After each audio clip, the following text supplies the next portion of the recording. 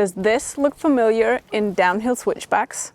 Today we're looking at why does this happen? Why do so many mountain bikers fear downhill switchbacks? And plus, I'm giving you actionable solutions.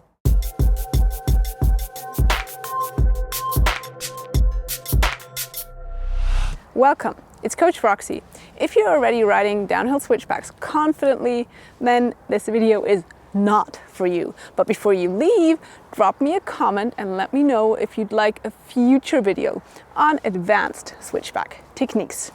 But if you do struggle with switchbacks, then I've got you. Because today I'm sharing 5 game-changing reasons behind your fear. Ones I rarely hear anyone talk about. And also I share how to change them. Over the years of full-time coaching, I've helped like so many hundreds of riders turn their fear of switchbacks into confidence. And of course, fun. And today I'd like to share some of my top game changers with you. And not only the usual explanations, today I'm revealing the real causes of switchbacks. So we'll dive into the root of the problem and we'll not just try to fix some of the consequences. And first, before we start, I'll give you an easy recipe for switchbacks. That is the following. You're going to approach with level pedals, heavy feet, light hands, modulating the brakes. You're going to open it up. This means approach on the outside with the front wheel, or you briefly steer to the outside. This creates room for the rear wheel that'll travel at a tighter radius. And step 3 is you're going to steer and rotate into the turn, scanning ahead with your eyes along the inside of the turn, all the whole time maintaining modulated braking throughout the turn to ride at your happy speed. If the switchback isn't very steep, it can help to only use the rear brake, but if it is very steep, you will need to modulate both brakes, that is front and rear brake, very finely. All right, sounds and looks easy, right? Yeah, so if you're still watching, you probably noticed she makes it look easy, but yeah, with me it kind of looks like this. Well, trust me, because around the world there are lots of riders nodding along right now just like you are. So why is this? Let's dive into the reasons. Reason number 1 is no exit plan. A very common reason for fear in tight turns, especially if they're steep and or exposed, is not having an exit plan if things don't go as planned. As in, if I don't make it through the turn, how can I still be safe? Especially, honestly, especially we women, we often think a little further ahead. And yes, we also sometimes tend to catastrophize.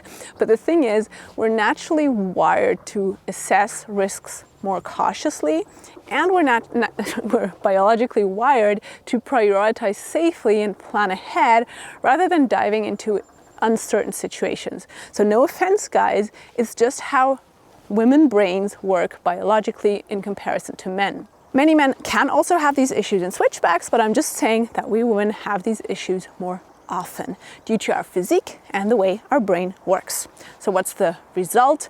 If we don't have an exit plan, there's no commitment. And one of the biggest, most overlooked factors in this is many riders don't even know how to safely bail out when things go wrong, and they haven't practiced it often enough, especially with a turned front wheel, which you'll have in a switchbacks. So if you tend to dismount your bike to the front like this can go seriously wrong. So your fear makes sense. The trick here, or generally, is to work with the fear, not against it. So what you want to do is you want to practice controlled dismounts, stepping off to the back of the bike instead of getting tangled in the bike or going up the bars. This will give you a safe plan B, making it easier to commit to plan A, which is riding the switchback in the first place, because you have a safe exit strategy. Here comes reason number 2, and that is we're asking the body to do something on the bike, which it can't even do off the bike. Here's an example for this. Tight switchbacks require you to rotate your whole body into the turn. This means you need excellent hip and spine mobility. If you don't have it, your subconscious mind knows this, and that fear creeps in even before you try. So you may brake and not even ride into the switchback. So why is this a problem? If you have limited hip mobility, it could lead you to, for example, pinch the saddle or not being able to point your knees where you want to. So the bike underneath you cannot freely move. So every bump on the trail transfers directly to your body. And of course that feels sketchy. Or for example, if you have a stiff spine, you'll struggle with steering with your torso, so rotating into the turn. So then you can't look to the inside of the turn and looking to the outside where you don't want to go. Well, of course, that's not going to exactly help you with confidence and turning, right? So here's a self-test for you. Try turning your upper body while keeping your hips square. You can't rotate more than 30 degrees. Well, bingo! That is one of the silent reasons why switchbacks feel stiff and unpredictable. And many riders don't even realize this is their limiting factor. As I said, it's a silent confidence killer. So if you want a program combining skills and mobility, then you can join my Skill Up program. We're starting on March 29th.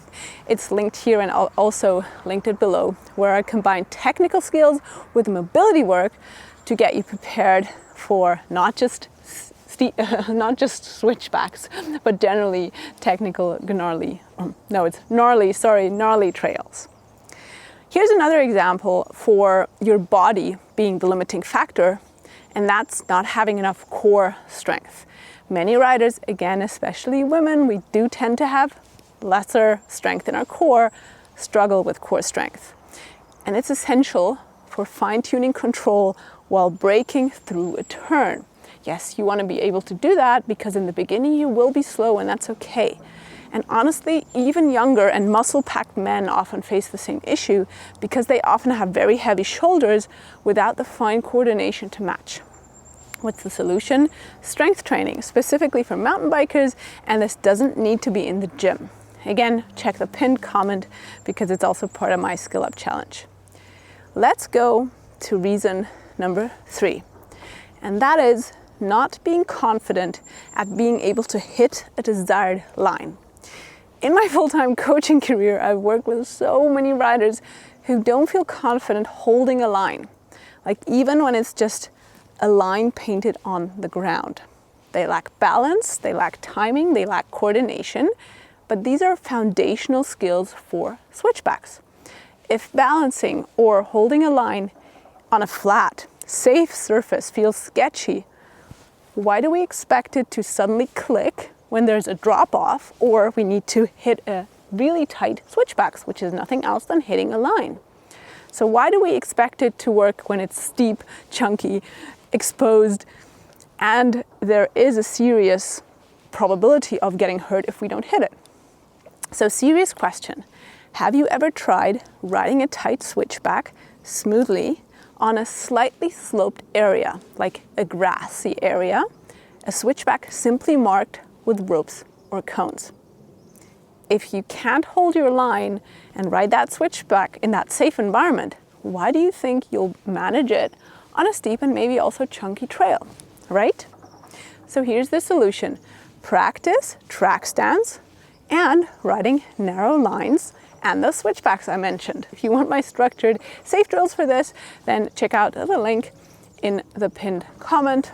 And I even have a free track stand course for this, because the problem is if we don't practice and ingrain the movements in a safe environment, of course we're not going to be able to perform them when there are consequences. Of course we're going to struggle to perform them when the stakes are high. Reason number 4 is, and that's actually 3 crucial but very often overlooked critical errors in our foundational, or as I call them, fundamental skills. Error number 1 is braking too hectically. And I see this so often. Riders grab and let go of the brakes versus feathering, so modulating them smoothly. Especially with a turned front wheel, this can send you over the bars because your front wheel tends to slip or just tilt sideways. What's the solution? Practice braking smoothly, gradually, and then take this habit, once it's become a habit, to switchbacks. You can't learn when you're fearful or when you're in that survival mode. So trying to fix bad habits mid-switchbacks, it's basically setting yourself up for failure. Here's common fundamental error number 2, and that is having your body weight too far forward, so too much weight in your hands. The more weight you have in your hands, the higher the chance of going over the bars. So you want to ride with your weight balanced through the feet, heavy feet, light hands. If you have that error, of course, fear is going to creep in. So what you want to do is practice your body position first. As I said, heavy feet, light hands. Ideally, get pro feedback to correct any mistakes before they become habits, and then take them to switchbacks. And if you want me to give you personalized feedback, then also check this link, and of course also the links below. Let's come to common error in your foundational skills number 3. That is body too far back. This is often the cause when the front wheel washes out, for example. It's super common that we want to move away from danger. But honestly, this just makes matters worse. So what's the solution? It's again, staying balanced through the feet. Body position really is the key to so many errors and so many fears that I see.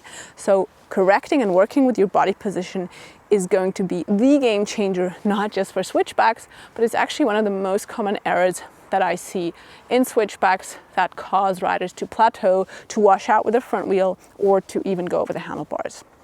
So practice these skills, braking, body positioning, and tight turns individually in a safe environment until they're second nature, and then combine them where you actually have or where errors could have consequences. Reason number 5 is 2 huge factors in your bike setup. And I've never heard anyone talk about this. Actually, I've heard so many people say the opposite. The first one is handlebars that are too wide. Well, yes, wide bars give you stability, but they also limit your steering and your range of motion in the bike. Especially women's bike usually come with 2 wide handlebars. So check if your bars allow comfortable full range of steering. For reference, I'm 158, that's about 5'1", and I ride 720 to 740 millimeter bars. And honestly, here's an easy rule of thumb. If you're shorter than 180, which is about 5'11", and you ride anything over 780 millimeters, they're probably too wide. Another reason in bike setup is that many brakes are too weak or too strong, or just generally hard to modulate.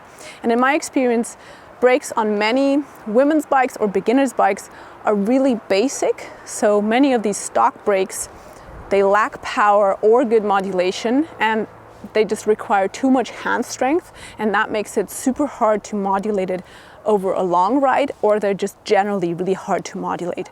So upgrading to better brakes that offer good modulation is a game changer, because you shouldn't need all your power to slow down or to maintain a speed.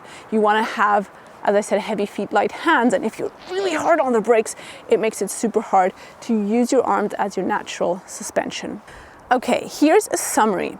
The biggest missing piece in switchbacks is maybe not where you're looking, because switchbacks are tough. They demand multiple skills at once. If just one of them isn't dialed in, you'll feel hesitant and out of control. But here's the real question: what is causing you to feel fear? While YouTube videos like this one do help, they're still generic, and finding your personal missing puzzle piece is the game changer for you.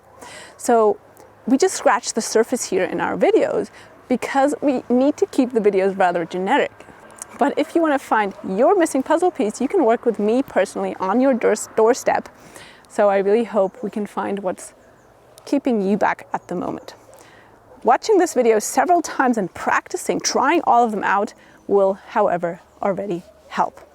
Just remember this: your fear is not a stop sign. It's a billboard pointing you to what really matters. It shows you that you care about yourself, and it shows you where you have your biggest growth opportunity.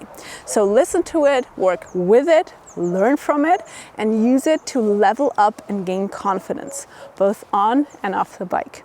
If you want to follow an easy recipe, here's my Skill Up program.